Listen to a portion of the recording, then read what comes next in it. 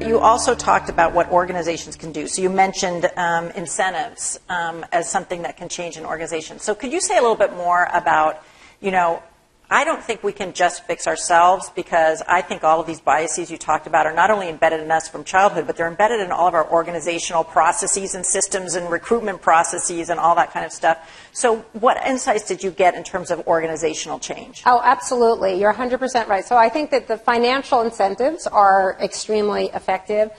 There's also, in Iceland, #1 for gender equality, they have a law that you have to pay men and women equally. They have a gender wage gap, and they've now codified that you must pay women and men equally. And in the UK, a law just went into effect that companies have to release their gender, they have to do a gender wage audit and then release the results.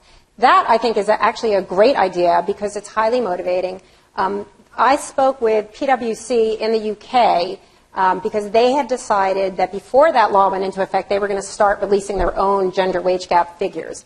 And what they told me was, they knew the figures internally, but they said when they released it and put it out in public, it was so motivating to fix it. And it also really motivated them to drill down into exactly where the gap was happening and why was it happening. And so I think those kinds of systemic changes can really make a difference. And I just saw the stats because RBC operates in the UK, so they're, companies that operate in the UK are going to start to have to do that. And the numbers were, I'm sure not RBC just happens to have released the statistics. They're not alone. Barclays released theirs recently, and we're starting to see those numbers. So I think there is something to be said for that kind of transparency. I saw the RBC numbers today. They were massive. I know. The bonus numbers were even more massive. Yeah. No, it was like 33% gap, and then with the bonus, it was 63% pay gap. Right, but the bonus part is very interesting. There's a reason for this because one of the things PwC found when they looked at their wage gap was one of the major reasons was when women don't make partner, women internalize it and say, I must be doing something wrong, and they put their heads down and they work harder.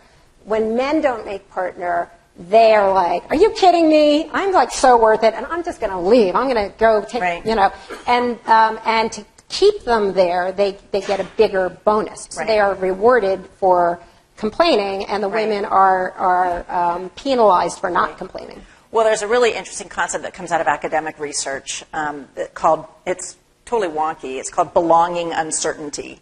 But what it basically says is that if you're ever minority, as you still are at a PwC or any of these other kinds of settings, and you get negative feedback, it basically tells you you don't belong. If you are certain you belong, like those male partners, they're like, the firm made a mistake, not me. Yes, exactly. But so it's not so much that women are not self-confident, it's that the organization has made them feel like they don't belong. And it's also so important what you're saying, that it's anybody who's underrepresented. Right. It's not just women, it's anybody it's the minority status, whoever is the minority in the room. Yeah.